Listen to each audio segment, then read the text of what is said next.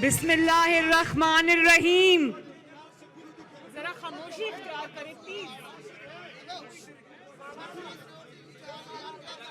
P D M کی معزز قیادت اور بلوچستان اور کوئٹہ کے میرے غیور بھائیوں بہنوں، السلام علیکم.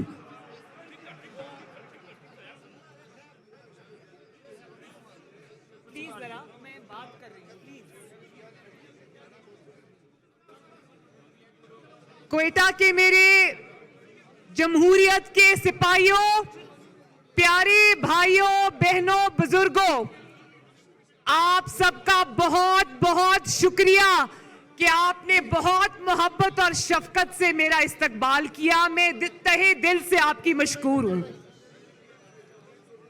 سب سے پہلے کوئٹہ کے بہن بھائیوں، میں ایک بات کا ذکر کرنا چاہتی ہوں یہاں پر. آپ سب نے سنا ہوگا کہ بہت افسوسناک ایک واقعہ ہوا ربیع الاول کے مبارک مہینے میں، جب پاکستان کے اور دنیا کے اربوں مسلمان ربیع الاول میں نبی پاک صلی اللہ علیہ وآلہ وسلم کی ولادت کا مہینہ منا رہے تھے. تو فرانس کی ایک بلڈنگ سے انہوں نے جو توہین امیز خاکے لٹکائے، اس سے ہمارا دل، ہمارے جذبات بہت بری طرح مجروح ہوئے ہیں. تو کوئٹہ کے میرے بہن بھائیوں، میرے ساتھ ہاتھ اٹھا کے اپنا جو احتجاج ہے وہ رجسٹر کراؤ کہ آپ کے دلوں کو اس سے تکلیف پہنچی ہے. اللہ تعالیٰ سورہ علم نشرہ میں فرماتے ہیں کہ اے نبی، میں نے تمہارا ذکر بلند کر دیا. جس کا ذکر اللہ تعالیٰ نے بلند کر دیا، اس کے ذکر پہ انشاءاللہ رہتی دنیا تک کوئی آنچ نہیں آئے گی.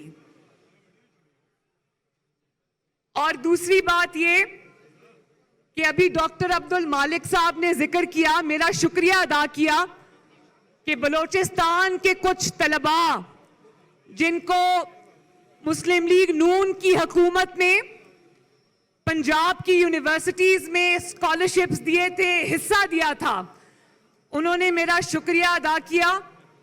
تو میں آپ کو یہ بتانا چاہتی ہوں کوئٹہ کے میرے بھائیوں بہنوں کہ پنجاب کے اور باقی صوبوں کے بچے جتنے مجھے عزیز ہیں، اتنے ہی بچے مجھے بلوچستان کے عزیز ہیں. اور سنا ہے کہ سوئی کے مقام سے جو گیس نکلتی ہے، اربوں روپے کی جو گیس نکلتی ہے، وہ بلوچستان پورے پاکستان کو فراہم کرتا ہے. لیکن بہت افسوس کی بات ہے کہ صرف 600 بچوں کے اسکالرشپس، جو کہ شاید چند لاکھ یا چند کروڑ کا معاملہ تھا، وہ اس حکومت نے ختم کر دیے. اور بلوچستان کے میرے وہ بچے 12 دن سے سڑکوں پہ رل رہے تھے، لیکن کسی کو ان کے اوپر رحم نہیں آیا. ان بچوں کی آنکھیں لال ہوئی تھی، زمین پہ ایک چادر بچھا کے سردی کے موسم میں وہ سو رہے تھے، لیکن کسی کو ان کے اوپر رحم نہیں آیا. بہت افسوس کی بات ہے، مجھے افسوس ہے اس بات کا، اور امید کرتی ہوں کہ انشاءاللہ تعالیٰ ان کے اسکالرشپس بحال ہوں گے. اور مجھے ابھی کسی صحافی نے پوچھا، میرے راستے میں صحافی نے ہوٹل میں مجھے پوچھا کہ آپ نے جو آج بلوچی لباس پہنا ہے، اس سے آپ بلوچستان کو کیا میسج دینا چاہتی ہیں؟ میں نے ان کو کہا کہ جو آج میں نے بلوچی لباس پہنا ہے، اس سے میں بلوچستان کے عوام کو یہ میسج دینا چاہتی ہوں کہ جتنی محبت مجھے پنجاب کے عوام سے ہے، اس سے زیادہ محبت مجھے بلوچستان کے عوام سے ہے.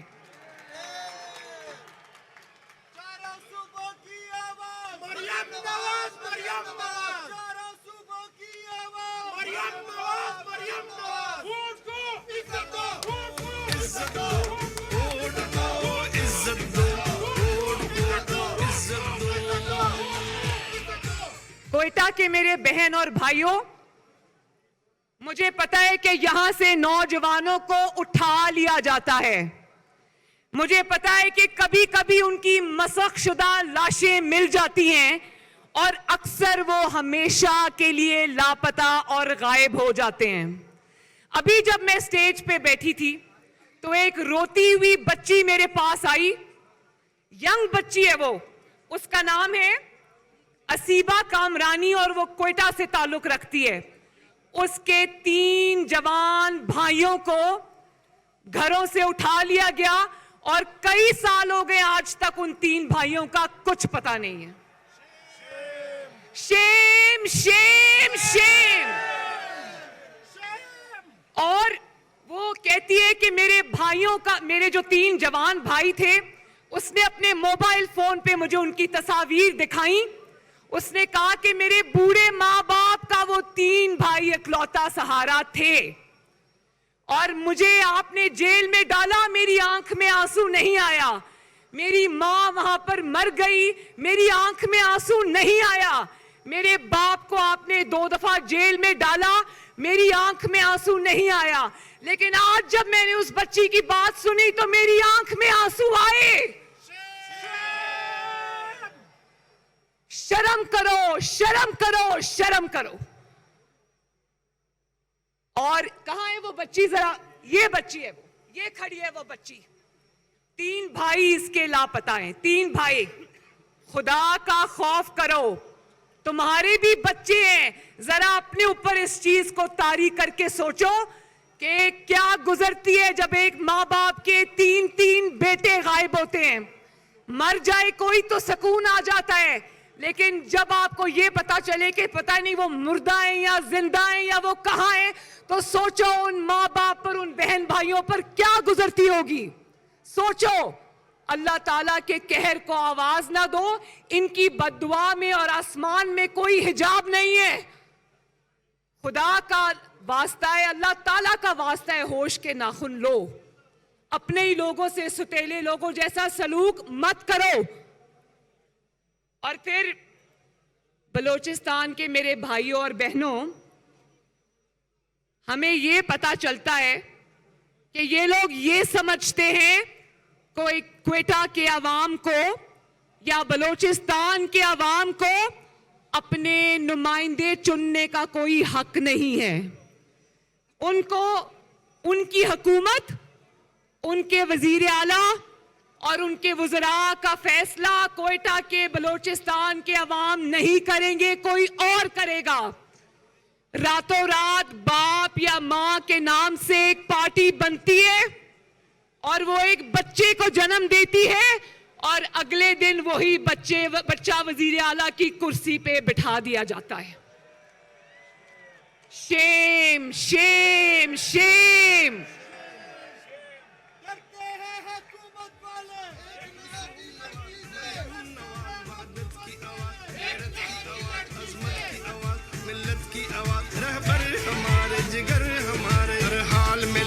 چاہتا ہوں دنیا کو دکھانا چاہتا ہوں, ایک نعرہ لگانا چاہتا ہوں, ایک نعرہ لگانا چاہتا ہوں, قاضی کو سنانا چاہتا ہوں. ووٹ کو عزت دو, ووٹ کو عزت دو, ووٹ کو عزت دو, ووٹ کو. اور پھر آج مجھے پھر بلوچستان اور پاکستان کی ایک بیٹی ڈاکٹر شازیہ کا واقعہ یاد آ گیا. اس کے ساتھ سالوں پہلے ہونے والا انسانیت سوز واقعہ مجھے یاد آ گیا. اس بیٹی کی بے حرمتی کی گئی. جب انہوں نے میرا دروازہ توڑا کراچی کا, تو بلوچستان کے میرے غیور اور عزت والے بھائیوں اور بہنوں, بزرگوں, کیا ہمارا کلچر, ہماری روایات یہ ہیں کہ بہن اور بیٹیوں کے کمروں میں راتوں رات گھس کر دروازے توڑ کر ان پر حملہ کیا جائے؟ ہاتھ اٹھا کے بتاؤ کہ کیا یہ چیز قبول ہے آپ کو؟ اور پھر آج بلوچستان میں کھڑے ہو کر مجھے اکبر بگٹی شہید کا واقعہ بھی یاد آ رہا ہے, جو میرے ذہن پر نقش ہے. کس طرح ایک عامر نے مکے لہرا کر کہا تھا ہم تمہیں اس طرح ماریں گے کہ تمہیں پتہ بھی نہیں چلے گا, اور پھر ہوا. اس نے نہ صرف ایک جمہوریت پسند لیڈر کو قتل کیا, बल्कि अफसोसनाक बात है कोयटा के मेरे भाइयों और बहनों, ना सिर्फ ये कि उसके खानदान को बल्कि उसके चाहने वालों को उसका चेहरा भी देखने की इजाजत नहीं दी। Shem Shem Shem. और फिर जब उस परवेज मुशर्रफ को अदालत ने फांसी की सजा सुनाई तो वो अदालत ही लपेट दी गई। Shem Shem Shem. और आज जब मैं यहां खड़ी खिताब कर रही हूं तो मुझे कोयटा के स्टाफ कॉलेज में कायदे आजम मोहम्मद अली जना के कहे हुए तारीखी अल्फाज आज मेरे दिल और दिमाग में गूंज रहे हैं। उन्होंने कहा कि मेरे अवाम के वोट को इज्जत दो, अपने हल्फ की पासदारी करो, आइन का एहतराम करो। पॉलिसियां बनाना तुम्हारा काम नहीं है, अवामी नुमाइंदों का काम ये है और ये काम अवाम के नुमाइंदों को करने दो। तो कोयटा के मेरे बहन भाइयों, मुझे जरा ये बताना हाथ उठा के कि आज 72 बरस गुजर गए, क्या कायदे आजम की इस तलकीन पर अमल हुआ? नहीं, आवाज नहीं आई मुझे। क्या हुआ? क्या हल्फ को याद रखा गया? क्या सियासत में मदाखलत बंद हुई? क्या आइन का एहतराम किया गया? क्या अवामी नुमाइंदों को पॉलिसियां बनाने दी गई? क्या अवाम को और अवामी नुमाइंदों का हुक्म माना गया? कायदे आजम की रूह भी देख रही है कि उनकी तलकीन को आज मिट्टी में मिला दिया गया। आज नवाज शरीफ, आज मरियम नवाज शरीफ, आज मोहतरम मौलाना फजलुर रहमान और स्टेज पर बैठा हुआ हर शख्स, हर कायद वही झंडा उठा के निकला है। हमारी डिमांड है, बलोचिस्तान के अवाम की डिमांड है, गुजरावाला के अवाम की डिमांड है, कराची के अवाम की डिमांड है कि वोट को इज्जत दो, कि अपने हल्फ और आइन की पासदारी करो, सियासत से दूर हो जाओ और अवाम के मुंतखब नुमाइंदों को हुकूमत करने दो।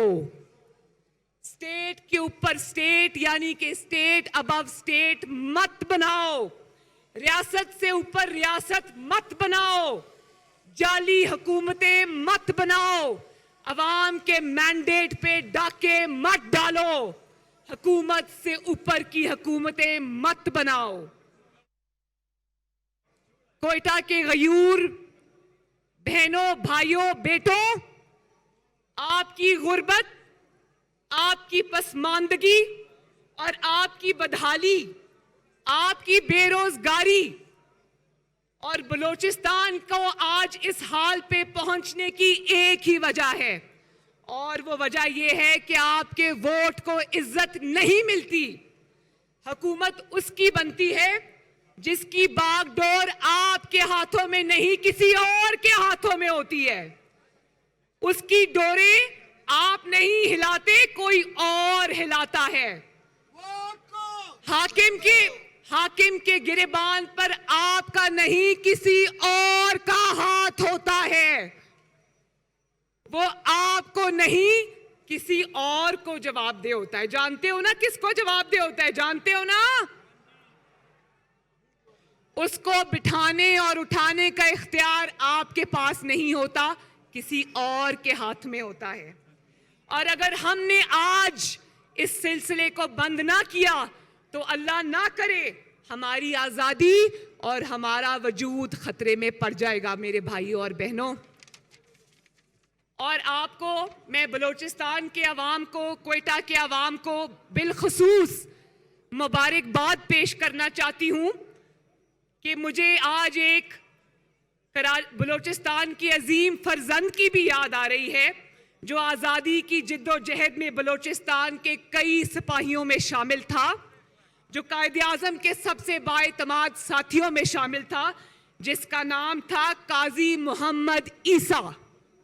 اور جس کا ایک قابل فخر فرزند آج سپریم کورٹ کا جج ہے.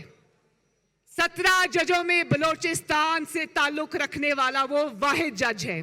آپ کو مبارک ہو کہ آپ سب نے اس کے لیے آواز اٹھائی اور جو سپریم کورٹ کا فیصلہ آیا ہے اس نے یہ کہا ہے کہ اس کے خلاف ریفرنس جو تھا وہ بدنیتی پر مشتمل تھا.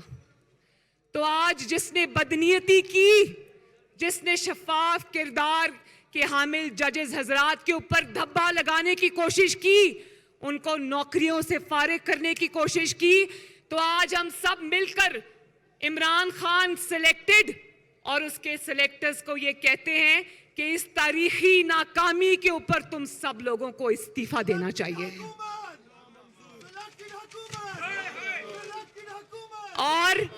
اور میں سپریم کورٹ سے درخواست کرتی ہوں کہ جس طرح آپ نے آزاد عدلیہ کے اوپر ایک حملے کو روکا ہے, اسی طرح آگے بڑھیے اور ایک اور شفاف کردار کے حامل جو جسٹس شوکت عزیز صدیقی ہیں ان کو بھی انصاف دیجیے. وہ سچ بولنے کی پاداش میں اب سزا بھگت رہے ہیں. وہ چیف جسٹس تھے آنے والے دنوں کے, ان کو صرف سچ بولنے کی پاداش میں ہٹا دیا گیا. ان کو صرف اس بات کی سزا دی گئی کہ انہوں نے کہا کہ ایک وردی میں ملبوس اہلکار میرے پاس آیا اور اس نے کہا کہ تم مریم نواز کو اور نواز شریف کو کیسے تم بیل دو گے, ہماری تو 2 سال کی محنت بیکار ہو جائے گی. اور اسی سچ بولنے کی سزا اس کو آج مل رہی ہے. آگے بڑھیے. میں معزز ججز حضرات سے یہ درخواست کرتی ہوں کہ جسٹس شوکت عزیز صدیقی کو بھی انصاف فراہم کیجیے.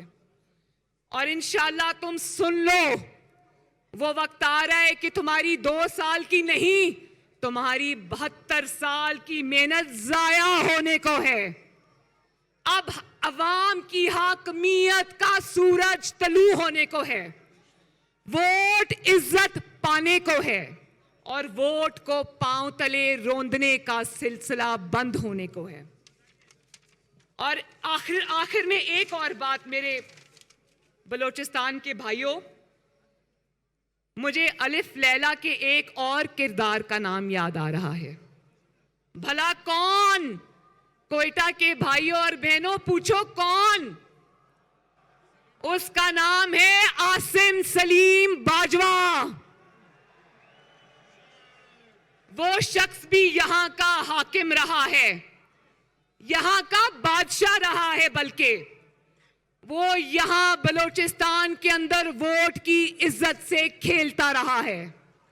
وہ یہاں بھی اپنے پیشہ ورانہ فرائض کی جو انجام دہی ہے وہ اس کو نظر انداز کر کے یہاں بھی وہ سیاسی کرتب دکھاتا رہا ہے.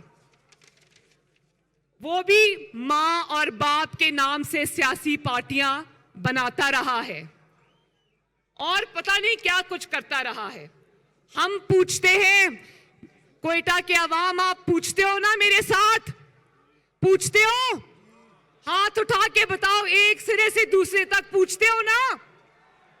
ہم پوچھتے ہیں کہ ایک نوکری پیشہ ہونے کے باوجود تمہارے پاس اربوں کھربوں کے اثاثے کہاں سے آئے؟ ہم پوچھتے ہیں کہ یہ اربوں روپے کہاں سے آئے تو وہ چپ. ہم پوچھتے ہیں کہ یہ پیزا کیا چیز ہے تو وہ چپ. ہم پوچھتے ہیں کہ یہ 99 کمپنیاں کہاں سے وجود میں آ گئی تو وہ چپ. ہم پوچھتے ہیں کہ تمہارے اور تمہارے خاندان کے اربوں کھربوں کے اثاثے کیسے بن گئے تو وہ چپ. ہم پوچھتے ہیں کہ SECP کے ریکارڈ میں تم نے جو تبدیلیاں کروائیں اور جو جال سازی کی, فراڈ کیا, وہ کیوں کیا تو وہ چپ. ہم پوچھتے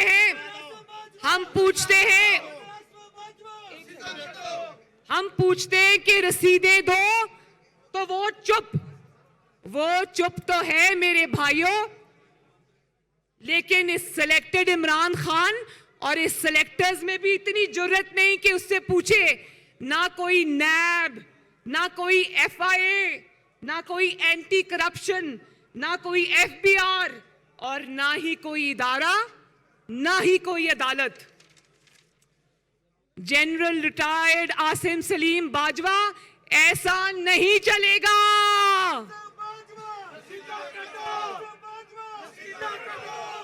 حساب تو آپ کو دینا پڑے گا. بولو دینا پڑے گا نا. رسیدیں تو آپ کو دکھانا پڑیں گی. اگر اسپیشل اسسٹنٹ نہیں رہے تو چیئرمین سی پیک سے بھی استعفیٰ دو, کیونکہ اربوں خربوں کا کام تمہارے جیسے داغدار آدمی کے حوالے نہیں کیا جا سکتا. اور میرے بھائیوں, انشاءاللہ پاکستان کی تقدیر بدلنے کا وقت آ گیا ہے. یہ تقدیر آپ بدلیں گے. پاکستان کی تقدیر, بلوچستان کی تقدیر بدلنے کا وقت آ گیا. یہ تقدیر آپ بدلیں گے. اور یہاں اب بغاوت اور غداری کے سرٹیفکیٹس نہیں بٹیں گے. ماؤں کے سپوت, بہنوں کے بھائی اور بیویوں کے شوہر لاپتہ نہیں ہوں گے. طیاروں اور گن شپ ہیلی کاپٹرز کے ساتھ آپریشن نہیں ہوں گے. آپ کے وسائل کا استحصال نہیں ہوگا انشاءاللہ. کسی کو ووٹ کی عزت سے کھیلنے کا حوصلہ نہیں ہوگا. وہی پاکستان ہوگا جس کے لیے آپ کے بزرگوں نے جد و جہد کی, جس کے لیے آپ اور آپ کے قائدین یہ جد و جہد کر رہے ہیں. کٹ پتلیوں کا کھیل اب انشاءاللہ ختم ہونے کو ہے. تو میرے ساتھ مل کے ذرا نعرہ لگاؤ. عالمگیر کہاں ہے؟ ذرا ووٹ کو عزت دو کا میرے ساتھ ایک دفعہ نعرہ لگا دو. سب مل کے اور زور سے, اور زور سے.